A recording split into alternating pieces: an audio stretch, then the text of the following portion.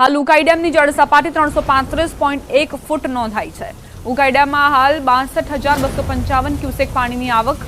ડેમનું rule level જાળવી રાખવા 46,364 cusec પાણી તાપી નદીમાં છોડાયું।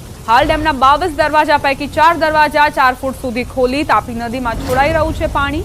ડેમનું રૂલ લેવલ 335 ફૂટ, જ્યારે ડેમની ભયજનક સપાટી 345 ફૂટ છે, તો 10 ફૂટ દૂર છે ભયજનક સપાટીથી અત્યારની સપાટી।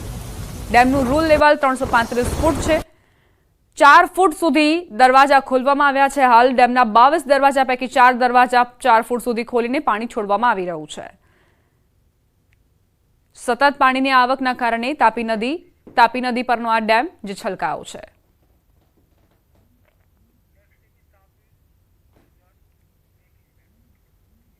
તાપી જિલ્લાના નિઝર કુકરમુંડા તાલુકામાં મેઘરાજા મહેરબાન થયા। ભારે ગાજવીજ સાથે વરસાદ વરસ્યો। વહેલી સવારથી જ તાપી જિલ્લાના ગ્રામ્ય વિસ્તારોમાં ધોધમાર વરસાદ વરસ્યો। વરસાદ વરસતા ખેડૂતોમાં ખુશીનો માહોલ છવાયો। વરસાદના પગલે વાતાવરણમાં ઠંડક પ્રસરતા લોકોને ગરમીથી રાહત મળી છે।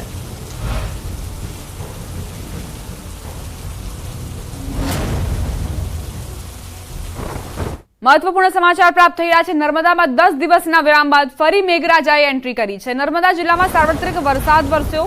વરસાદના પગલે statue of unity Ektanagar hill સ્ટેશનમાં ફેરવાયું। અહીં આવતા પ્રવાસીઓને સાપુતારાનો અહેસાસ થયો। સરદાર સરોવર નર્મદા ડેમ પર આહલાદક દ્રશ્યો સર્જાયા। જિલ્લાના તમામ તાલુકાઓમાં ધીમી ધારે વરસાદ વરસ્યો।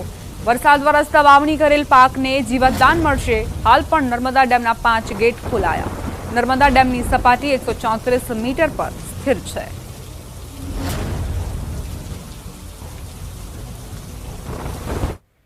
દક્ષિણ ગુજરાતના કેટલાક ભાગોમાં વરસાદી માહોલ જોવા મળી રહ્યો છે। ગરમી અને બફારા વચ્ચે સુરતમાં વરસાદ શરૂ થયો। વરાછા, કાપોદ્રા, સરથાણા, પૂણા, અડાજણ, ઉધના વિસ્તારમાં વરસાદ ખાબક્યો। વરસાદને લઈને વાતાવરણમાં ઠંડક પ્રસરી। ધીમી ગતિએ શરૂ થયેલા વરસાદે ગતિ વધારી છે।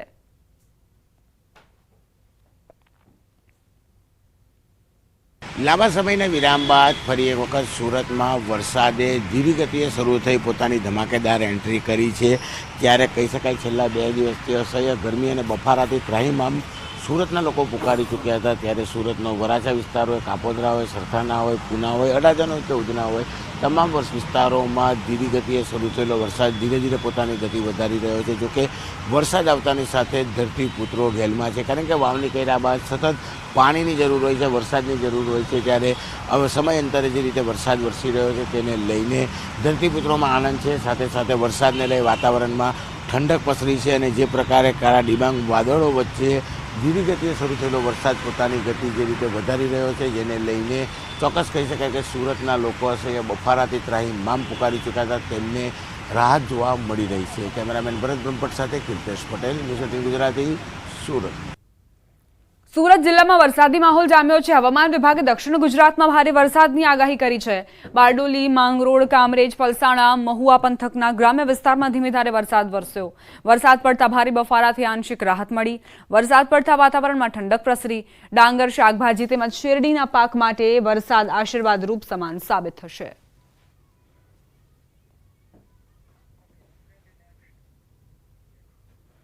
અમરેલી જિલ્લાનો સૌથી મોટો ગણાતો ખોડિયાર ડેમ ફરી એકવાર છલકાયો છે। શેત્રુંજી નદીમાં પૂર આવતા ખોડિયાર ડેમ ફરી છલકાયો। ગીર જંગલ અને ધારી પંથકમાં ભારે વરસાદ વરસતા શેત્રુંજી નદી બે કાંઠે વહેતી થઈ। ખોડિયાર ડેમના 2 દરવાજા 1-1 ફૂટ ખોલવામાં આવ્યા। ખોડિયાર ડેમ ઓવરફ્લો થતા નીચાણવાળા વિસ્તારોને એલર્ટ કરાયા છે। લોકોને નદીના પટમાં અવરજવર ન કરવા માટે તંત્રએ સૂચના આપી છે। અમરેલી અને ભાવનગર જિલ્લાના 46 ગામોને તંત્રએ સાવચેત રહેવા સૂચના આપી। 5 તાલુકામાં 34 ગામ અને ભાવનગર જિલ્લાના 2 તાલુકાના 12 ગામને તંત્રએ એલર્ટ રહેવાની સૂચના આપી છે। ફરી એક વખત ખોડિયાર ડેમ છલકાયો છે।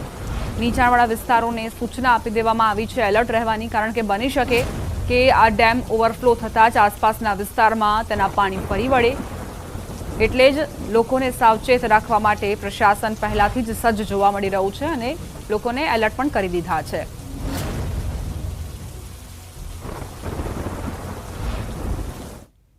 અમરેલી જિલ્લામાં સવારથી વરસાદી માહોલ જામ્યો છે। જિલ્લાની માલણ નદીમાં ઘોડાપુર આવ્યું। જિલ્લાના ખાંભાના બોરાળા, ચક્રાવા, ભૂંડણી, મોટા બારમણમાં ધોધમાર વરસાદ ખાબક્યો। સતત વરસાદના કારણે બોરાળા અને ચક્રાવા ગામમાંથી પસાર થતી માલણ નદીમાં પૂર આવ્યું છે।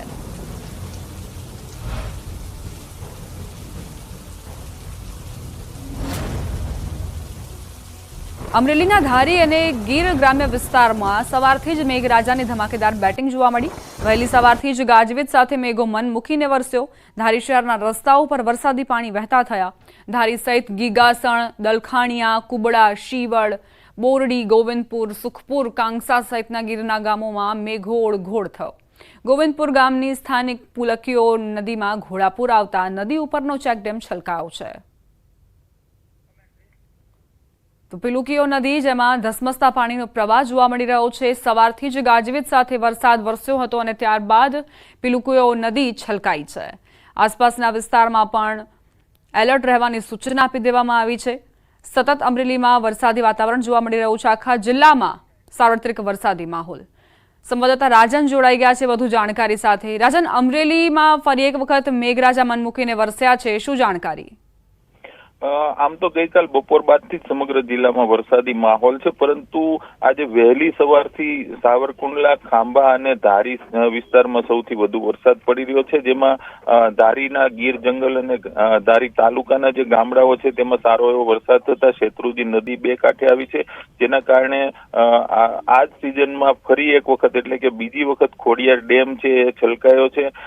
લગભગ 1 કલાક પહેલા જ ખોડિયાર ડેમના 2 દરવાજા 1-1 ફૂટ ખોલવામાં આવ્યા છે. આ સિવાય જે ખાંભા તાલુકાના ગીર કાંઠાના ગામો છે ત્યાં પણ ખૂબ સારો એવો વરસાદ છે અને સમગ્ર અમરેલી જિલ્લામાં વરસાદી માહોલ છે. આ વરસાદના કારણે ખેડૂતો જે વરસાદની રાહ જોઈ રહ્યા હતા, જે ખેતી પાકો માટે વરસાદ ખૂબ ઉપયોગી સાબિત થઈ રહ્યો છે અત્યારે. જી આભાર રાજન, જાણકારી આપવા માટે.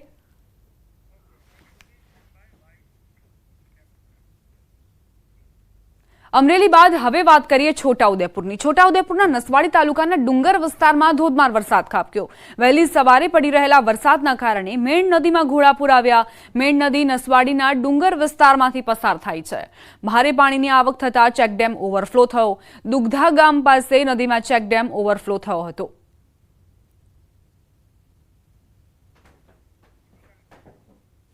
છોટાઉદેપુર જિલ્લાની સાપણ નદીમાં ઘોડાપુરની સ્થિતિ. ક્વાંટ તાલુકાના રેણદી પાસેથી પસાર થતી સાપણ નદીમાં સિઝનમાં બીજી વખત ઘોડાપુર આવ્યા છે. ઉપરવાસના મધ્યપ્રદેશમાં ભારે વરસાદના પગલે જિલ્લાની સાપણ નદીમાં ઘોડાપુરની તસવીરો સામે આવી.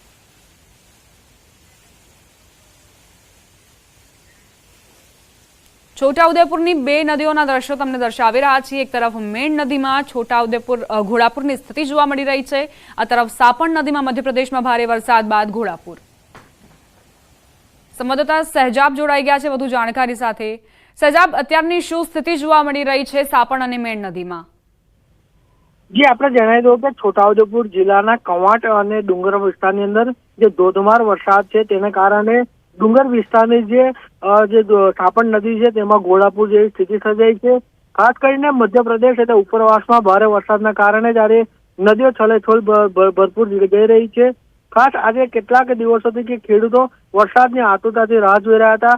તે પ્રમાણે કવાંટ વિસ્તારની અંદર વરસાદ વરસતા હાલ જે ખેડૂતોનો જે સિંચાઈનો જે પાક લેવાની જે જરૂર છે તે પ્રમાણે વરસાદ વરસી રહ્યો છે. તેના કારણે ખેડૂતોની અંદર ખુશી જોવા મળી રહી છે.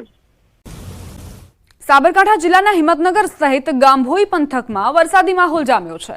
ગાંભોઈ, કરણપુર, કેસરપુરા સહિતના ગ્રામ્ય વિસ્તારો પ્રભાવિત.